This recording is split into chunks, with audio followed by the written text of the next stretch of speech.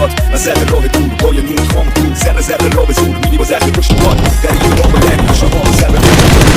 باز سازه قرار کچ کردی راهی نیگه برگردی وسط راهی هم مهم با لنگ پکه هم در با کی سم پر شد دست با تو صد دون میبینی مای وقت پر کن همون یکی نه یه دل تو این همه فقط یکی ای میگه فرشت زبون کن شوزا همه میشاری شبای تن تو این حرفای سرکاری رمه با گرفتم گرخت بدن حرفای حق زدم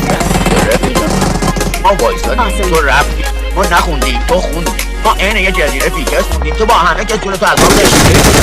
دیوونه هر روز حالمو پست میده میره بیرون کرد و با علاش حالی که میبینه میگم اون رفته اما باور نداره رفتی اون دیوونه است اون دیوونه است DJ Hobby بگو بهش مثل کل تو دست نره میزنه من مست نیستم که عادیم بلد کنید چیزی نمیخوام حالی بلد میگه فقط بگید لیلا از اینجا گذشت بگیرم به هر آدمی میگه لیلا از اینجا گذشت اون دیوونه است اون دیوونه ته بگو به ما هم خسته شدیم نمیدونیم کنیم باور نره های ظهری و که گریه های شب جلوی عکس مادر نداره مونس که خواهم بگیم آخه آدم رفته داشت بیارم هر جا خاطرش میشه داغ و نمیدونه این عشق یا که فاجعه است نمیدونه تو این شبا تو هم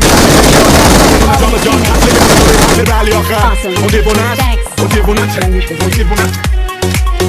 اون دیوونه ته اون دیوونه من امشب سخت‌ترین کار دنیا رو انجام دادم بخشیدم DJ حمید خالد برا فرستای قلب بنم شاید میخواد بذاره اون بازم سر به سرم باشه سال لب صخره قدم زدم ترسم از این بود دلم درچه فقط نه الان ما رفیقاش دم ساحل پینا کلادا تو گستش و شبش کامله قلبمو دادم نیستش قابلش سفید بالا نمیاد دیگه سیستم عاملش بازم هنگر و گلا سنگ و گلا هنو دلم واسه سنگ و گلا خواستم ببخشمش هر جوری نشد حالم انگاری بعدش دیگه معمولی نشد خیلی چیزا خب گفتنی میشه نازش خریدار داره یارو مشتری میشه حالشنه پارسال منه من که بیخیال شدم بذار کار ما بزن چرا زورتو داری به اونا نشون میدی بابا من نشون بدم